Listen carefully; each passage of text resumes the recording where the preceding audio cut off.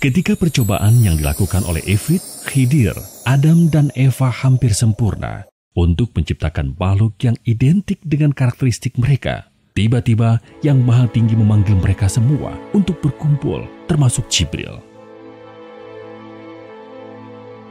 Sang Maha menghitung segala sesuatu, kemudian memerintahkan mereka berempat yang sejatinya diciptakan sejajar untuk sujud kepada Adam. Mereka semua mematuhi perintah yang diberikan Sang Maha Kuasa, kecuali Ifrit. Ketika ditanya mengapa ia tidak mematuhi perintah Yang Maha Pengasuh, Ifrit menjawab, karena ia lebih mulia daripada Adam, karena ia diciptakan dari api, sementara Adam diciptakan dari tanah.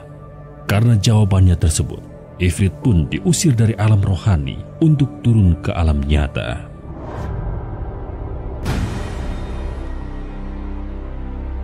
Ifrit diberikan kesempatan untuk membuktikan bahwa ia lebih mulia jika dibandingkan saudara-saudaranya yang lain, dengan mengalami sendiri kehidupan di alam nyata. Setelah selesai menguji Ifrit, Yang Maha Besar kemudian menguji keempat Nur Muhammad yang tersisa dengan mengiming-imingi kekuasaan yang lebih besar dari yang telah mereka miliki saat ini. Ternyata Adam dan Eva pun memakan umpan tersebut dan melanggar perintah Yang Maha Mengatur, sehingga mereka berdua kemudian juga diusir dari alam rohani. Adam dan Eva diberikan kesempatan untuk menambah pengetahuan dan kekuasaan yang mereka miliki dengan mengalami sendiri kehidupan di alam nyata. Dua bersaudara yang tersisa, Jibril dan Khidir, berdiskusi dan memutuskan bahwa salah satu dari mereka harus turun ke alam nyata untuk membantu saudara-saudara mereka. Khidir memutuskan untuk turun ke alam nyata secara sukarela, sementara Jibril tetap tinggal sebagai penyambung komunikasi dari alam rohani. Keputusan ini memastikan Jibril mampu berkomunikasi dengan Khidir, sehingga petunjuk-petunjuk yang diberikan Yang Maha Pemberi Petunjuk bisa diterima di alam nyata. Perkara cuplikan barusan. Ibu pernah menyebutkan bahwa kejadian ini merupakan casting alias penentuan peran bagi kelima Nur Muhammad yang dilakukan oleh Yang Maha Kuasa. Betul. Penentuan peran sekaligus ujian bagi kelima Nur Muhammad. Ah iya, ini dibahas di buku Menuju Sadar Kepada Allah 1 kan Bu? Iya. Saya sudah paham dalam cerita yang beken ini, Adam dan Eva merupakan tokoh protagonisnya, Bu. Tokoh protagonis dalam roman tragedi terjatuhnya manusia dari surga. Iya. Dalam berbagai ilmu kebaikan, mereka berdua disebut sebagai ayah dan ibu dari umat manusia. Nenek moyang bagi seluruh umat manusia yang terbuat dari tanda kutip tanah. Padahal tanah di sini merupakan bahasa hakikat ya Bu, bukan bahasa syariat. Betul. Bukan berarti badan manusia terbuat dari tanah tempat kamu menanam bibit sayuran. Iya Bu. Saya juga sudah paham bahwa posisi Ifrit di sini alias iblis merupakan tokoh antagonisnya. Betul. Dalam ilmu kebaikan, Iblis alias Ifrit ini selalu disebut sebagai musuh utama dari umat manusia. Iya. Padahal secara hakikat posisi iblis yang sebenarnya yang disimbolisasikan di sini adalah sebagai penguji bagi umat manusia, bukan musuhnya. Musuh umat manusia itu adalah sifat setan alias nafsu yang ada di dalam diri kita sendiri. Iya Bu. Hal ini sudah berulang kali kita bahas dalam berbagai video di channel Ayat Tersirat. Iya. Kemudian dari buku Menuju Sadar Kepada Allah 1 tadi, saya juga mengerti bahwa alasan yang sebenarnya mengapa keempat Muhammad diusir dari alam rohani adalah perkara mencampurkan roh dengan jasad, bukan perkara adegan dalam cuplikan tadi. Betul. Nah, disinilah pertanyaan pertama saya. Mengapa seperti ini ya Bu? mengapa perlu diadakan penentuan peran bagi kelima Nur Muhammad segala? Apa tujuannya? Apakah semata-mata sebagaimana yang disebutkan di buku, supaya mereka memilih untuk turun sendiri ke bumi dan gak berani untuk kembali ke alam rohani? Mengapa keempat Muhammad gak langsung ditendang dari alam rohani begitu mereka melanggar larangan tersebut? Kemudian, jika memang benar ini merupakan casting, apa peran bagi Jibril dan Khidir di sini? Sebagai peran pendukung atau apa? Oke.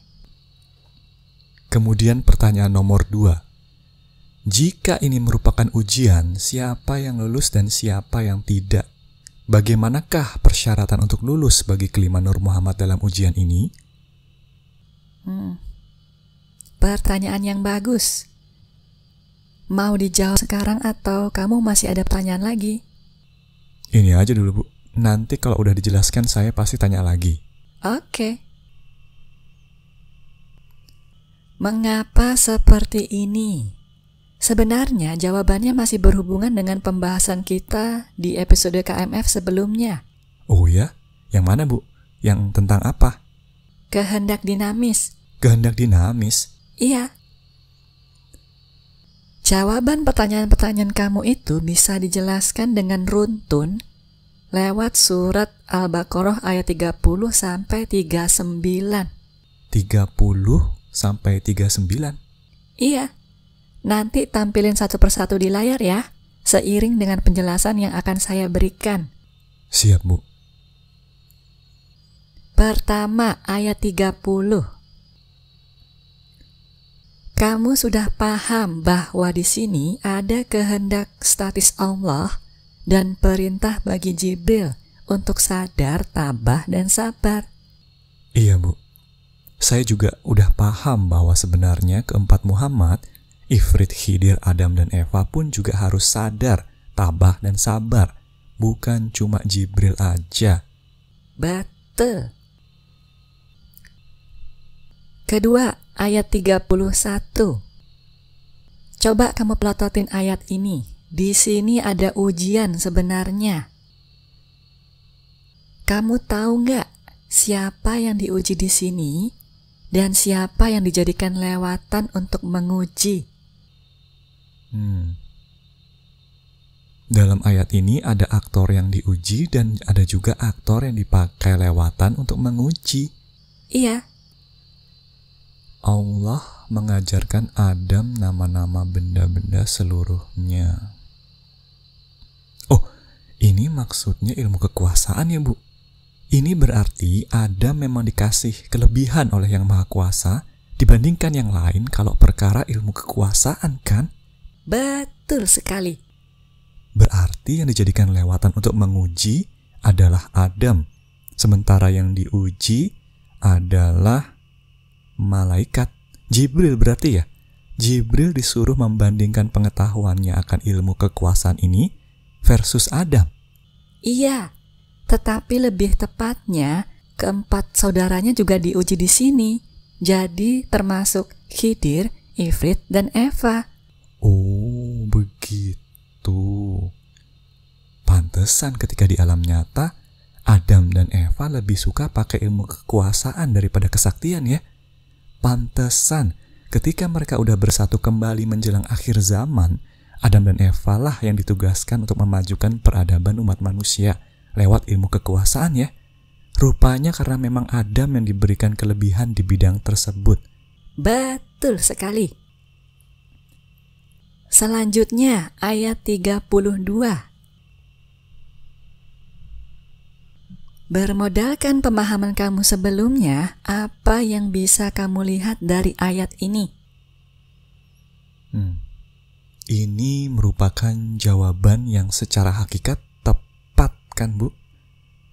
Kalau dalam ilmu tauhid bener banget jawaban ini. Iya, betul. Dengan kata lain, ujian kepada Ifrit, Khidir, Jibril, dan Eva dalam dua ayat tersebut dengan Adam sebagai lewatan, mereka semuanya sudah cukup sadar sampai titik ini. Oh, iya. ayat ini menunjukkan kesadaran yang mereka pegang. Tetapi belum ketabahan dan kesabaran ya, Bu? Tepat sekali. Ini masih sebatas di mulut aja, belum berupa ketabahan dan kesabaran. Selanjutnya, ayat 33. Apa yang bisa kamu baca dari sini? Di sini Adam menunjukkan kelebihan yang dimilikinya dibandingkan yang lain. Betul. Kalau firman Allah di situ, menurut kamu apa maksudnya? Kalau cuma menggunakan pemahaman ilmu kebaikan, kalimat tersebut seolah mengacu kepada ayat 30 di awal tadi ya. Ketika Allah bilang ke malaikat bahwa Allah itu tahu apa yang malaikat tidak ketahui. Dengan kata lain, ayat ini seolah artinya adalah manusia alias Adam memiliki kelebihan di bidang ilmu kekuasaan. Oleh karena itulah keturunannya alias kita semua pantas untuk menjadi khalifah di muka bumi. Seolah seperti itu artinya. Iya, betul. Itu arti tersuratnya. Ini merupakan salah satu basis propaganda akan kelebihan Muhammad dibandingkan Nur, alias kelebihan manusia dibandingkan malaikat yang sudah kita bahas sebelumnya. Iya, Bu. Kalau arti tersiratnya kamu bisa baca nggak? Aku mengetahui apa yang kamu lahirkan dan apa yang kamu sembunyikan. Oh, apa ini maksudnya yang Maha Pencipta sedang menyindir keempat Muhammad ya? Bahwa Allah itu tahu mereka sudah melanggar larangannya. Betul sekali, itu artinya. Begitu. Pertanyaannya adalah, siapa di antara keempat Muhammad yang sadar ketika sedang disindir di sini?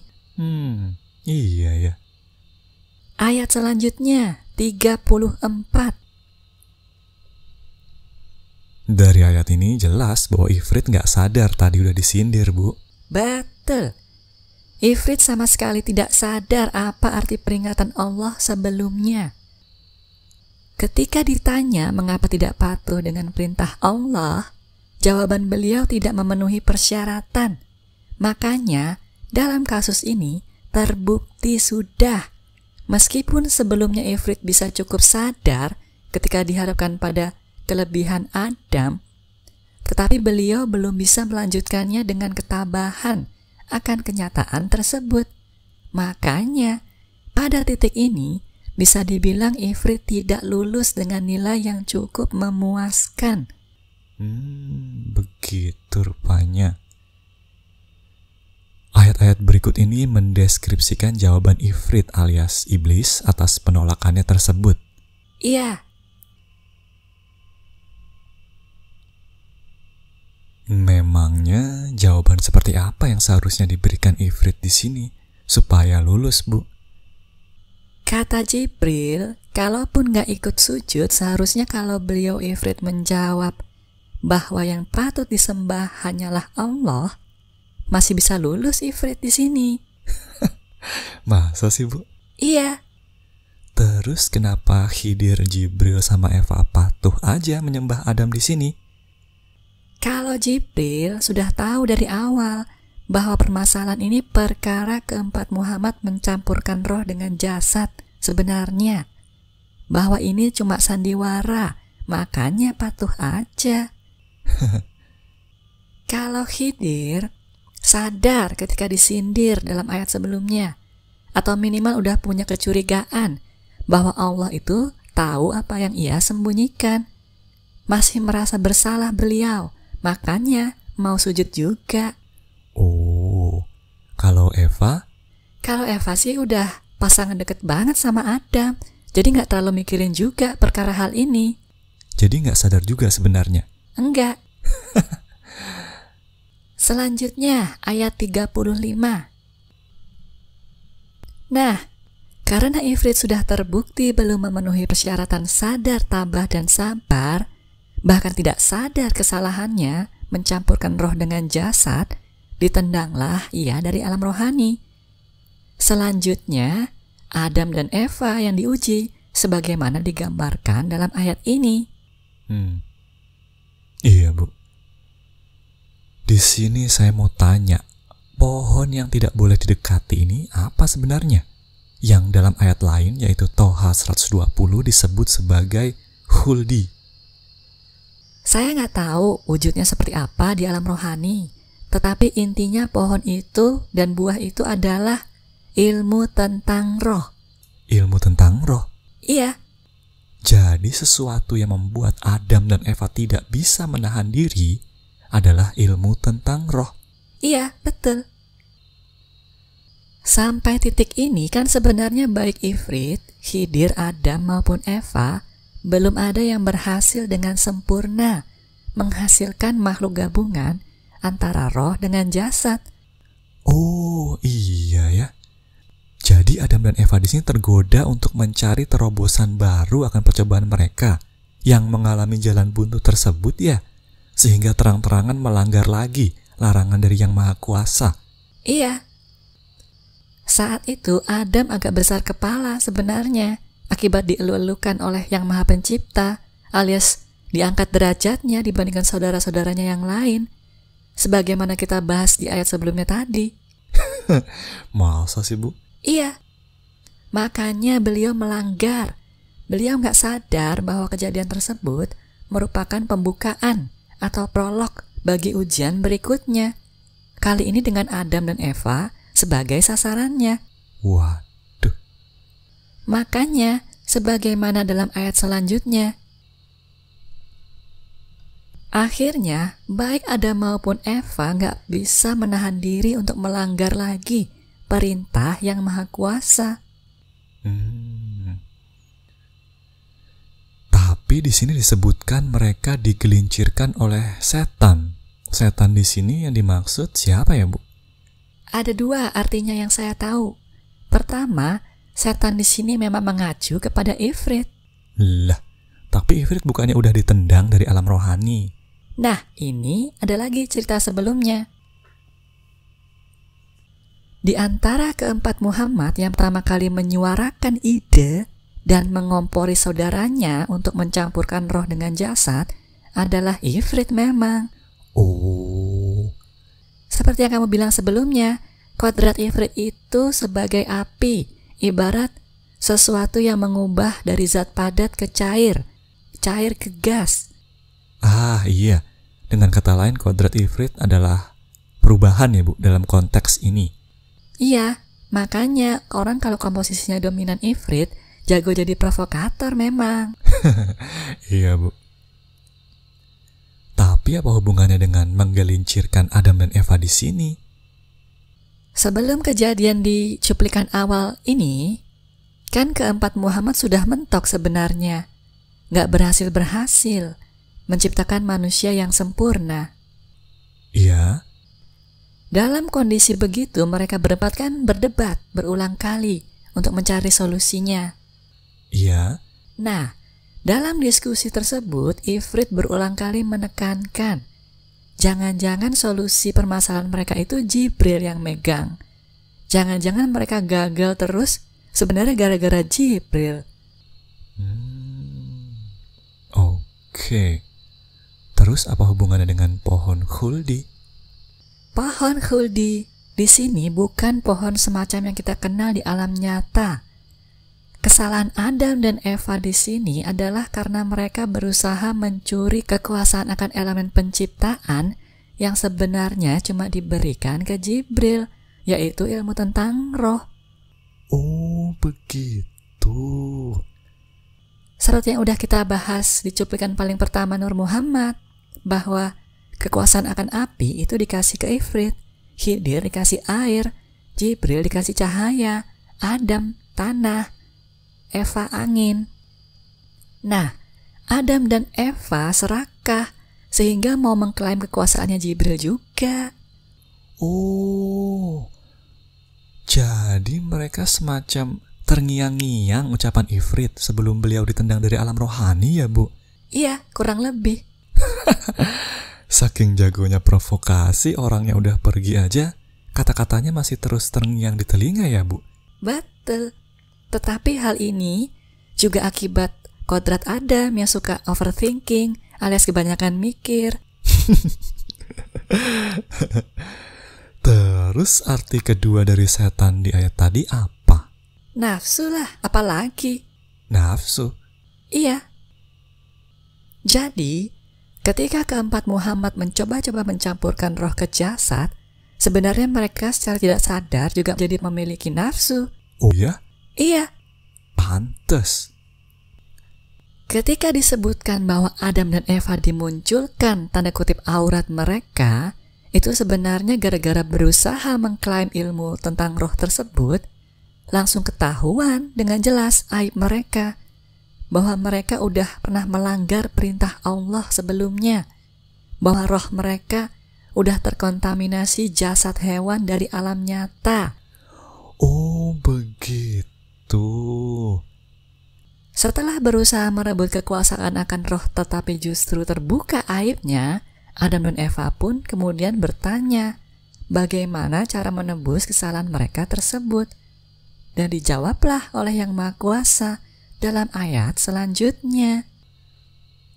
Ah iya. Cara menebusnya adalah mereka berdua harus pergi dari alam rohani ke alam nyata dan tunggu perintah Yang Maha Pencipta selanjutnya. Betul sekali. Mereka harus mematuhi petunjuk selanjutnya dari Yang Maha Esa. Kalau nggak patuh akan ada konsekuensinya, seperti kejadian barusan. Khidir yang sadar ketika disindir dan kemudian melihat apa yang terjadi pada Adam dan Eva pun tahu diri. Beliau memutuskan turun sendiri tanpa diperintahkan oleh Yang Maha Kuasa. Singkatnya begitu. Begitu rupanya.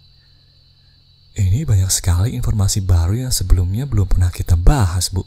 Dan bahkan belum ada di buku. Begitulah. Sampai sini udah terjawab belum pertanyaan kamu? Udah, Bu. Coba kamu jelaskan jawabannya. Siap, Bu. Pertama, mengapa perlu ada sandiwara seperti ini? Jawabannya sama aja dengan alasan mengapa manusia perlu mengalami ujian kehidupan. Sandiwara atau ujian bagi kelima Nur Muhammad di sini bertujuan untuk mengambil hak-hak prerogatif Allah yang terlanjur digunakan oleh Ifrit, Khidir, Adam dan Eva kan, Bu? Karena ketika mereka mencoba-coba mencampurkan roh dengan jasad itu, sebenarnya mereka sudah terinfeksi nafsu. Betul sekali. Mengapa mereka nggak langsung ditendang dari alam rohani ketika melanggar? Karena kehendak statis dari Allah yang sudah kita bahas sebelumnya, bahwa Allah ingin menciptakan khalifah di alam semesta. Meskipun melanggar, tindakan keempat Muhammad itu tidak lain hanyalah salah satu wujud kehendak dinamis Allah juga. Betul. Kemudian siapa yang lulus? Cuma Jibril. Sementara keempat Muhammad gagal. Betul. Yang berbeda antara Ifrit, Khidir, Adam dan Eva hanyalah bentuk kehendak dinamis Allah yang mereka pilih. Ifrit tidak cukup sadar dan tabah ketika diuji lewat Adam. Betul. Adam tidak cukup sadar ketika diuji dengan diangkat derajatnya dan lewat provokasi Ifrit di masa lalu. Betul. Selain itu, beliau juga tidak cukup tabah ketika diuji lewat kegagalan dalam menciptakan gabungan antara roh dan jasad yang sempurna, sehingga berusaha merebut kekuasaan Jibril. Betul. Eva juga sama. Bukannya berusaha menghentikan Adam, beliau justru ikut-ikutan terus tanpa memikirkan konsekuensinya. Betul. Bisa dibilang begitu. Sementara Khidir sudah cukup sadar dan kemudian ketabahannya diwujudkan lewat kesediaannya untuk turun sendiri ke alam nyata. Tetapi belum sampai pada titik sabar karena beliau belum mau mengakui kesalahannya pada titik tersebut. Betul. Dalam konteks sandiwara, Ifrit memilih kehendak dinamis berupa peran antagonis. Adam dan Eva memilih peran protagonis tragis, sedangkan Khidir juga protagonis sebenarnya. Tetapi protagonis yang berusaha keluar ke belakang layar, Mau tobat tetapi nggak mau tersorot kamera selagi bertobat. Iya, betul sekali. Nggak mau aibnya terbuka seperti Adam dan Eva. Iya, Bu. Dalam kitab-kitab suci yang saya ketahui, namanya sama sekali nggak tercatat dalam kejadian tersebut. Kesannya beliau nggak terlibat sama sekali, padahal terlibat juga ya, Bu. Begitulah. Semua itu betul, tetapi masih dalam konteks sempit sebagai sandiwara ketika kita semua umat manusia sebagai penontonnya. Oh, ada konteks yang beda lagi, Bu. Ada, yaitu ketika masing-masing dari mereka merupakan tokoh protagonis dalam cerita kehidupan mereka masing-masing. Ketika yang menjadi penonton adalah yang maha melihat. Jika yang barusan itu ibarat perspektif kedudukan mereka di hadapan sesama manusia, maka perspektif yang baru ibarat kedudukan mereka di hadapan Allah. Seperti apa itu, Bu? Kalau itu perlu dibahas lebih panjang lagi, yaitu dengan melihat cuplikan tadi, tetapi berdasarkan perspektif dari masing-masing kelima Nur Muhammad tersebut secara terpisah.